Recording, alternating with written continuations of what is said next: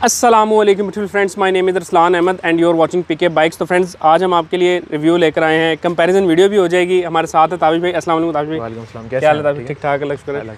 अच्छा, ताबिश भाई ने सबसे पहले यामाहा YB-Z भी लिया, उसके बाद उन्होंने होंडा CG15 क्लासिक मॉडल लिया, अभी ये स्पेशल एडिशन पर आकर रुके हैं। तो आज इसी के मतलब कुछ क्वेश्चंस करेंगे। CG15 खड़ा करने का मकसद ये है कि आपके लिए एक रेस की वीडियो भी आने वाली है जो कि कल होगी। उसमें शायद ताबिश भाई ना आए, एक और बंदा आएगा जो कि स्पेशल एडिशन बाइक लेकर आएगा, उसके साथ हम रेस करेंगे। ताबिश भाई का बाइक अभी रनिंग में है। तो सबसे पहले मैं ताबिश भाई से ये क्वेश्चन करूँगा कि ताबिश भाई, सबसे पहले आपने YB-Z रखा हुआ था जी, तो उसका मतलब क्या हुआ कि वो आपने सेल करके होंडा CG15 लिया? बेसिकली मैंने YB-Z लिया था 2018 में, जब वो आई गेस न्यू आया था। 2017 के एंड में आया था, तो मैंने 2018 में उसको परचेस किया था। तो बाइक वो बहुत अच्छा है, स्टिल अभी भी वो इससे बहुत बेहतर बाइक है आप कंफर्ट के लिहाज से, आपने अगर लॉन्ग राइड पे जाना है। लेकिन वो अब मैंने उसको इतना ज़्यादा चला लिया था, मैंने आपको ऑलरेडी बताया था कि मैंने उसको 35,000 प्लस किलोमीटर चला चुका था। तो अब उसके अंदर मुझे जो पावर की कमी थी वो आना मुझे ज़्यादा लगी थी, क्योंकि वैसे ही उसका इंजन YBR का या YB-Z का एक ही इंजन है, तो वो एक वैसे ही अंडर पावर इंजन मुझे लगता था शुरू से एज़ कम्पेयर टू CG125। तो अब इसके बाद वो मुझे लगता था कि वो पावर में मीन्स की कमी आ रही है। कौन से लेवल पे जाके आपको पता लगा कि यार ये अंडर पावर है, यहाँ पे चल नहीं रहा है? दो बंदे बिठाए थे या दो बंदों में भी ठीक है, और एक बंदे में भी थोड़ी सी चढ़ाई आती थी तब भी, और वैसे भी अगर मैं थोड़ी सी मेरी रैश ड्राइविंग है, अगर खाली रोड हो, वैसे तो नहीं करनी चाहिए, लेकिन तो उस पर भी मुझे फील होता था। दूसरा एक बहुत बड़ा इशू था उसमें मिसिंग का, जो कि वो उसके अंदर एक कांस्टेंट एक मिसिंग आने लगी थी। मैंने उसका कार्बोरेटर भी चेक कराया, सारा कुछ किया, air filter, tuning, Imad auto से मैंने मेंटेन भी किया हुआ था उसको, लेकिन वो स्टिल उसका इशू मुझे मीन्स के रिजॉल्व नहीं हुआ मुझसे, तो फिर मैंने उसको सेल कर दिया। ठीक, तो जैसा कि आपने फ्रेंड्स इन्होंने हमें बताया कि Z के साथ इनके जो 35,000 किलोमीटर काफ़ी अच्छा बाइक इन्होंने चलाया। मॉडल कौन सा था? 18 मॉडल था। और कितने का परचेज़ किया होगा उस टाइम आपने? मैंने उस टाइम किया था आई गेस 1,18,000 रुपये का। 1,18,000 रुपये का। और 35,000 चलाने के बाद आपको वो नुकसान दे के गया या नहीं? मतलब मुझे डेफिनेटली वो प्रॉफिट में बेचा, प्रॉफिट में सेल हो गया था। ठीक हो गया। तो मतलब वो इशू नहीं आप उसका पकड़ पाए ना, वो कोई मतलब जहाँ पे आपने 3S डीलर्स पे भी आपने उसको दिखाया, लेकिन वो इसका इशू नहीं क्लियर कर पाए कि मिसिंग का इशू आता था। मिसिंग कितनी स्पीड पे जाके करता था वो? अच्छा, उसमें ये था कि अगर विंटर सीजन है तो वो आपकी जिस दिन सर्दी ज़्यादा होती थी वो उसमें मिसिंग ज़्यादा करता था, लो RPM पे भी 20-40 की स्पीड में भी। या फिर अगर वो थोड़ा सा चल जाए, जैसे अगर आज सनी डे है तो धूप के दिनों में वो नॉर्मल चलता था। अगर आपको फील कराता था 4th गियर में या 5th गियर में 8 से 9,000 RPM में, और वो बड़ी इसकी ऐसी मिसिंग थी कि बिल्कुल बाइक आपका घुट जाता था। तो वो फिर बड़ा एक वो ऐसा, सॉरी आपकी बात कर रहा हूँ, वो एक ऐसा झटका भी लगता था समटाइम्स कि वो आपको मीस के लगता कि आप गिरने वाले हो बाइक से। वो ऐसी उसकी गंदी सी मिसिंग थी, तो इस वजह से फिर वो मुझे उसका कभी ऐसा चेक नहीं किया टैंक में कोई कचरा वगैरह तो नहीं आया हुआ या जंग वगैरह तो नहीं? टैंक भी जेन्युइन था, और पेट्रोल भी मैंने ज़्यादातर उसमें मिक्स ही यूज़ किया, हाई ऑक्टेन भी और सिंपल पेट्रोल भी। ट्यूनिंग में ऑयल चेंज मेरी आदत है, सब बाइक्स जितने मैंने बाइक्स रखे हैं मैं ऑयल चेंज 1000 से पहले चेंज कर देता हूँ। सही, वो भी नहीं है कि मेंटेन नहीं किया, गंदा बाइक था, ऐसे कभी मैंने रखा। आपका तो माशाल्लाह ये भी आपने बड़ा साफ रखा हुआ है। तो मतलब आपका YB-Z के साथ एक्सपीरियंस, यामाहा के बेसिकली यामाहा के बाइक्स के साथ आपका जो एक्सपीरियंस है वो अच्छा नहीं रहा? अच्छा था, लाइक इनिशियल में अगर आप मतलब कितने टाइम बाद, कितने किलोमीटर चलाने के बाद? 30,000 के बाद उसने मीस के प्रॉब्लम्स करना शुरू कर दी थी, लेकिन मैंने समझ लें उसको 35 प्लस चला लिया था। तो उसमें भी मैंने उसको समझ लें जो एक्स्ट्रा 5 to 7,000 किलोमीटर चलाया, उसमें मैंने यही था कि इसका किसी तरह इशू रिजॉल्व हो जाए। मैंने मफलर लगाया हुआ था उसमें, वो भी मैंने चेंज किया, जेन्युइन लगा दिया दोबारा, तब भी वो इतनी कोई इसमें खास फ़र्क नहीं पड़ा। सही।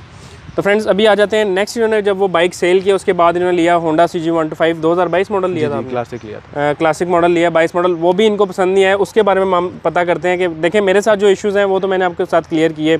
अब भाई से पूछ लेते हैं कि क्लासिक में आपके साथ क्या इश्यूज़ थे?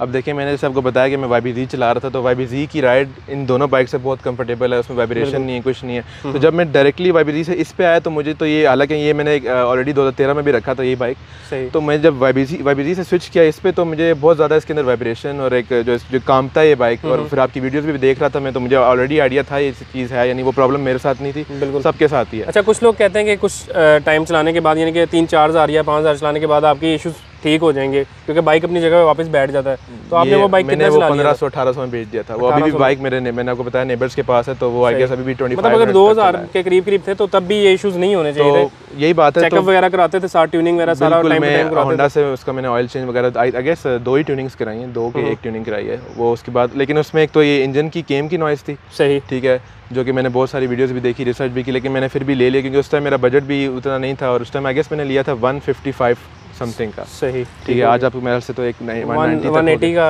पड़ता और नंबर लगा के 185 तक आपकी कॉस्ट। तो जब मैंने स्विच किया YBG से तब मुझे इसकी राइड बिल्कुल भी मज़े की नहीं लगी। वाइब्रेशन और बिल्कुल अनस्टेबल बाइक था। लेकिन पिक आपको इसकी बेहतर लगी? इसकी पिक डेफिनेटली इससे भी ज़्यादा बेहतर मेरे तो ये नए बाइक ने मिसिंग का इशू फर्स्ट टाइम किया था, तो मेरा प्लग चेंज हुआ था। तो आपके पास कोई मिसिंग का इशू तो नहीं आया?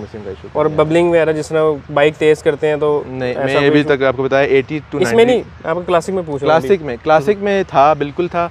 मुझे याद है अच्छी तरीके से, इसी में ये आपकी जो एक्सप्रेस वे इसी पे मैंने उसको भी टेस्ट किया था, लेकिन उसमें भी था वो एक अनस्टेबल, क्योंकि YBZ का ऑलरेडी वेट ज़्यादा था। तो एक अगर आप उसको डायरेक्ट कंपैरिजन में इसको लेके आए तो एक वैसी आपको एक राइड इसकी अनसेफ सी फील होती है, वो उसमें भी था। मतलब ये 80+ आप जाते हो तो आपको ऐसा लगता है कि यार ये सेफ नहीं है, लेकिन यामा में आपको राइड सेफ लगती है। वो बहुत स्टेबल था। मैं बताऊँ तो मैंने उसको पूरा मीटर भी डाउन किया। वो मुझे ये नहीं पता कितना एक्यूरेट नहीं, लेकिन जब वो नया था मुझे याद है तो वो लगता नहीं था कि आप 120 पे जा रहे हैं, वैसे लगता था कि आप 80-70 पे जा रहे हैं। राइड लगती है। मैंने भी ADX रखा था, बहुत स्मूथ राइड है बिल्कुल। अच्छा, उसको आपने मतलब फुल मीटर मारा हुआ है यामा का 120। अगर क्लासिक की बात करूं तो इसमें कितना आपने मीटर मतलब ये भी 120 टच किया है? कभी किसी के साथ रेस वगैरह हुई हो यामा के ऊपर, या फिर कभी 1 to 5 के ऊपर किसी के साथ कोई रेस की हो? यामा के साथ किया है, अच्छा एक्सपीरियंस हुआ है? YBZ के साथ किया, वो उस टाइम मेरे पास ही था, तो उसमें डेफिनेटली ये होंडा निकल गया था इनिशियल में भी और बाद में भी, क्योंकि उसके अंदर इतनी पावर नहीं थी। मैं भी वो इतना चल चुका था, उसकी क्लच प्लेट वगैरह वीक हो गई थी, तो मैं उसका इंजन खुलवाना चाह नहीं रहा था, मुझे आदत नहीं उस चीज़ की, तो इस वजह से फिर मैंने उसको सेल किया। लोग अल्टर कर लेते हैं या ग्रानियां बड़ी कर लेते हैं, मेरा बिल्कुल स्टॉक बाइक था।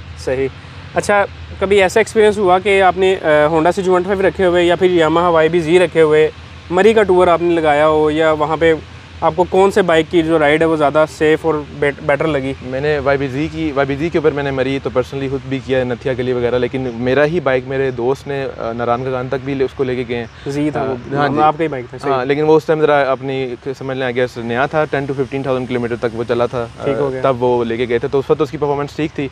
रही बात इसकी, तो डेफिनेटली जब वो आप 2 बंदे बिठाते हैं, आपके साथ पैसेंजर भी है, तब वो बहुत अंडर पावर है। इवन मैं अभी आपको एक साइड नोट बता दूँ, मैं अभी एक DX पे भी गया हूँ 2022 मॉडल पे, नथिया गली, जब पिछले दिनों जब बारिशों का सीजन था, आई थिंक मंथ पहले की बात है, तो मुझे लगा था, मेरा वो फर्स्ट एक्सपीरियंस था DX के साथ, वो मेरे फ्रेंड के पास है, तो मुझे उस पर लगा था कि इसकी बड़ी अच्छी पावर होगी, बिल्कुल 1500 किलोमीटर बाइक चला हुआ है, बिल्कुल ब्रांड न्यू बाइक है, लेकिन उसके अंदर भी मुझे बड़ा इशू फील हुआ। सही, मुझे उसकी पावर में मज़ा नहीं आया। मतलब उसमें देखें इंजन तो वही है, वेट और ज़्यादा डाल दिया, वेट डाल दिया है, और मेरे ख्याल से गियर भी इसके इंजन पहले ही अंडर पावर है, तो स्पोक्स वाला लेना ज़्यादा बेटर होगा। मैं भी अपने नाज़रीन से यही रिक्वेस्ट करता हूँ कि यार अलॉय रिम्स की तरफ तभी जाएं जब आपको स्पीड आपको ज़्यादा अच्छी चाहिए किसी बाइक की, और जब इंजन में इतनी पावर नहीं होगी तो फिर अलॉय रिम लगाने का फ़ायदा कोई नहीं है।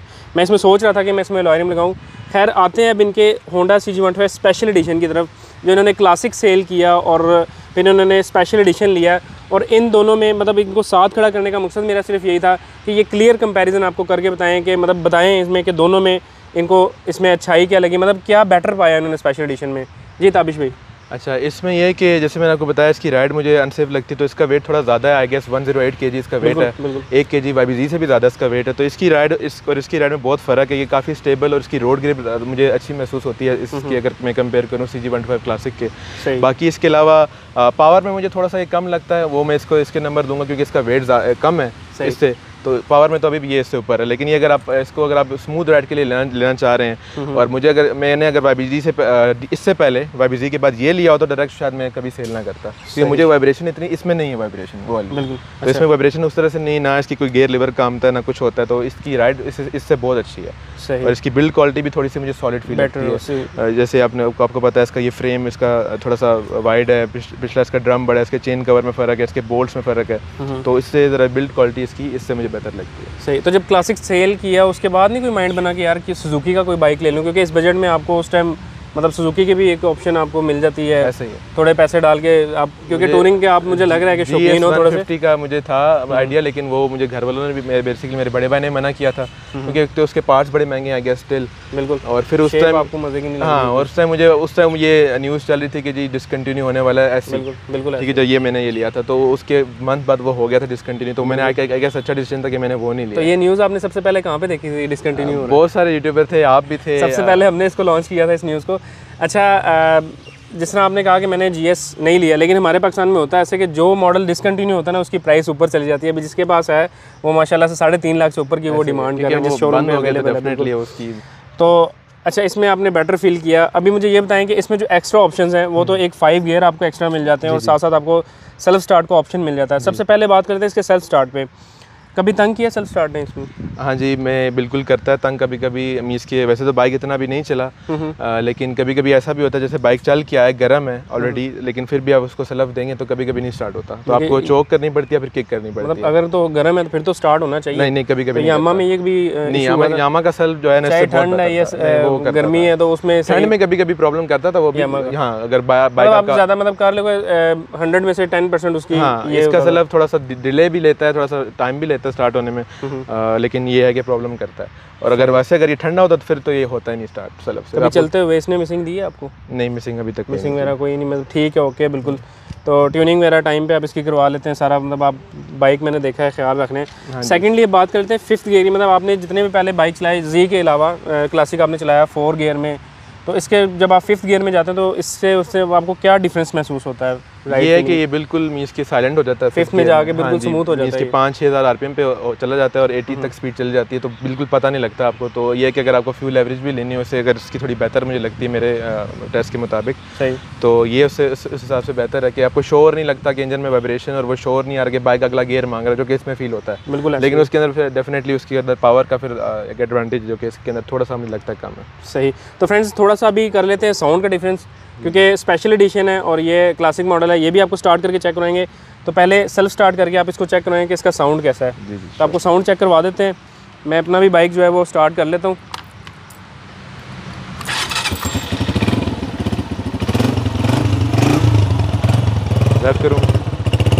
थोड़ा गर्म होने फिर करें ज़रा साउंड, हमें ज़रा रिमांड वाला साउंड चेक करवाएं आज। श्योर।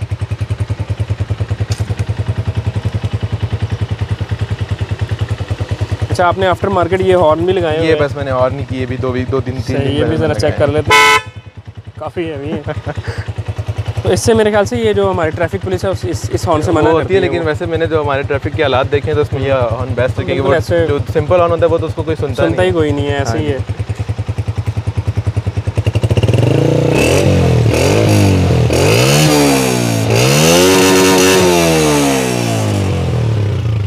फ्रेंड्स अभी क्लासिक को भी स्टार्ट करते हैं। दोनों का जो साउंड डिफरेंस है वो स्टार्ट करके इसलिए आपको चेक करवा रहा हूँ कि दोनों का जो डिफरेंस है आपको पता लग जाएगा।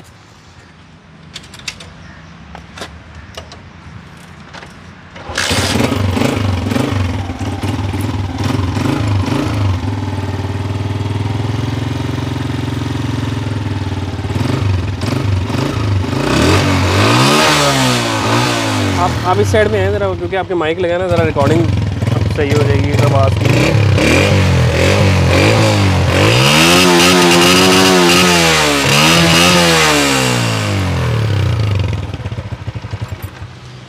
मेरे ख्याल से जो फील मैं कर रहा हूँ उसकी आवाज़ में ज़रा ज़्यादा बेस है। बेस ज़्यादा है इसमें, बेस नहीं है इतनी। और ये जब मैं ज़्यादा थ्रोटल दे रहा हूँ तो उसमें जाके भी थोड़ा बहुत अभी ऐसे लग रहा है जैसे मिसिंग कर रहा है, लेकिन मिसिंग नहीं है ये वैसे जब आप ज़्यादा थ्रोटल देते हैं तो वो फिर वो आगे जो रेव लिमिटर है मेरे ख्याल से 10 पे टच करते हैं। बिल्कुल ऐसे मैंने इसीलिए ज़्यादा रेस दी। तो अभी बात कर लेते हैं प्राइस की। तो ये बाइक आपको कितने का, मतलब प्राइस मैंने लिया था, अभी भी इस पे आगे से इनवॉइस लगी हुई है 198,500 का। 198,500। तो नंबर वगैरह का पता करवाया कि कितने का? 10,000 तक इस पे लगा। 10,000 रुपया लगेगा आपको। और वो मेरे ख्याल से उन्होंने ऐसा कर दिया कि जितने आपकी बाइक की प्राइस होती है तो वो हिसाब से नंबर की कॉस्ट होती है। वो सीसी वाला वो कुछ परसेंटेज चार्ज करते हैं उसके ऊपर। जैसे इसकी प्राइस बढ़ती जा रही है, मैंने जैसे आपको बताया था कि YBZ DX भी एक फ्रेंड के पास है तो उनका नंबर खुद लगवाया है, तो उनका भी 10,000 का लगा है। अब उनका नंबर 15,000 का लगा है, क्योंकि अब वो 3 लाख पे पहुंच गए। उस पर उन्होंने लिया था 226 का। बिल्कुल, पहले सीसी भी देखते थे और अब प्राइस के ऊपर परसेंटेज देखते हैं और सीसी भी होता है।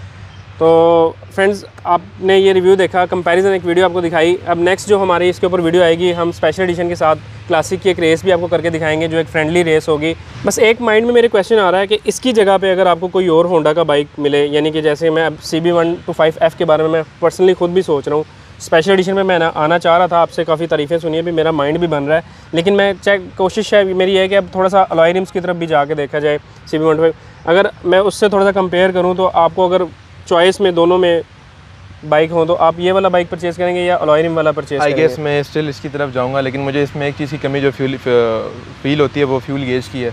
बिल्कुल ठीक है। और अगर गियर इंडिकेटर इसमें होता तो बहुत अच्छा हो जाता, क्योंकि वो दोनों चीज़ें YBZ में थी। एक छोटी सी बात आपको मैं बताऊंगा, अब इसके 5 गियर हैं, इसके 4 गियर हैं। तो ये बाइक तो इसके ज़्यादातर हमने चलाया, बचपन में भी अपने हर जगह चलाया। अब इसके 5 गियर हैं, तो कभी कभी मुझे याद नहीं रहती कि मैं किस गियर में हूँ। सिर्फ इस बाइक में ये चीज़ फील होती है। तो कभी कभी मुझे लगता है कि मैं स्लो करते हैं तो बिल्कुल न्यूट्रल करते हैं तो लाइट जलती है, तो पता लगता है कि यार हम पहले गियर में थे। हाँ, तो कभी कभी लगता है कि मैं जैसे अभी आते हुए भी मुझे लगा कि मैं 6 गियर में लगाने लगा, मैंने क्लच दबाया, वो हुआ नहीं, मुझे लगा 5th गियर में। अच्छा, वो ऐसे मीन्स कि कभी कभी इसमें कंफ्यूजन हो जाती है। ठीक हो गया। हाँ, ये कुछ चीज़ें मिसिंग है, होंडा वालों को चाहिए कि ये कुछ चीज़ें जो है वो अपने बाइक्स में दे दें। अभी जिस तरह CB125 के F की बात करूँ, उसमें भी आपको गियर इंडिकेशन नहीं मिलता, लेकिन शुक्र है कि उसमें आपको फ्यूल गेज का ऑप्शन उन्होंने दे दिया है।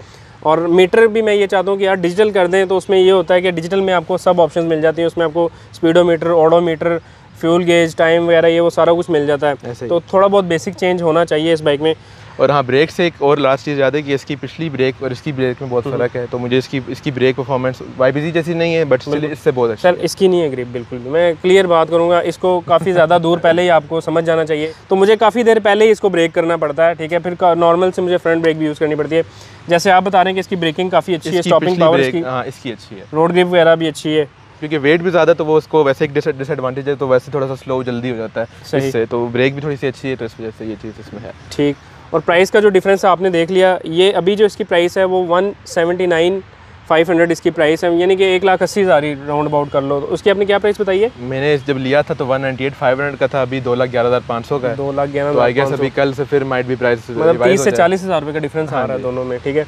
तो अगर आप लोग सेल्फ स्टार्ट लेना चाहते हो, 5 गियर्स की तरफ लेना चाहते हो, स्मूथ राइड करना चाहते हो, जैसे कि भाई ने बताया, और ये बिल्कुल रियल इनकी चीज़ें बताई, ठीक है।